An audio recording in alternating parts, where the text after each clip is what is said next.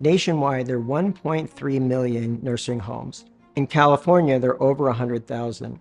1 in 10 people in a nursing home have experienced some form of elder abuse.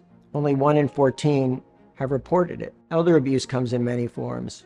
It can be anything from physical assault to the failure to provide proper hygiene, to keeping somebody secreted away from or prevented from seeing others. Under the law, elder abuse is defined as the failure of any person having the care or custody of an elderly or dependent adult to exercise that degree of care that a reasonable person in a like position would exercise. Now, an elder person is someone who's over the age of 65.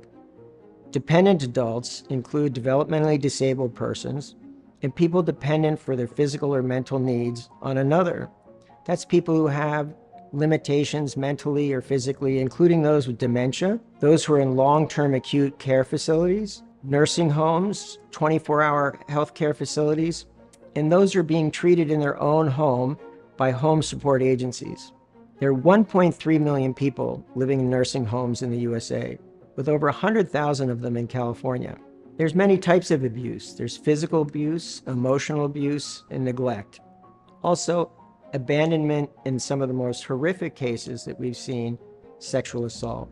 There's also financial elder abuse, where individuals obtain the confidence of elder people, access to their bank accounts, changes in their will for their benefit. Some of the signs that elder abuse is occurring include bruises, denial of health and nutrition and cleanliness and hygiene, the failure to protect somebody from safety hazards. That includes falls, ulcers or bed sores. And in some cases, elder abuse includes the restraint of elders or dependent people, either through physical restraints or chemical restraints, such as medicines.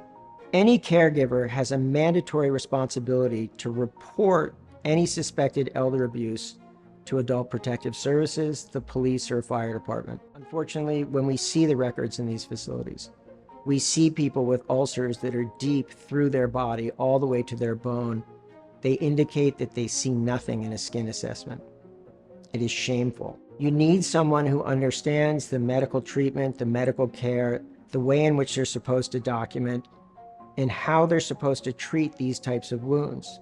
If you suspect abuse, you should report it. Report it to the charge nurse, report it to the administrative director, report it to the Department of Health and Human Services, Adult Protective Services, and your local police. The death of a victim of elder abuse does not terminate the right to bring legal action.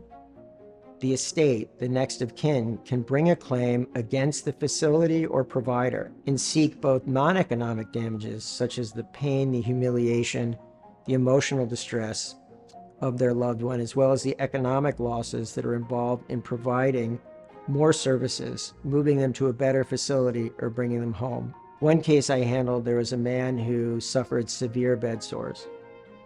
What he wanted to do was go home.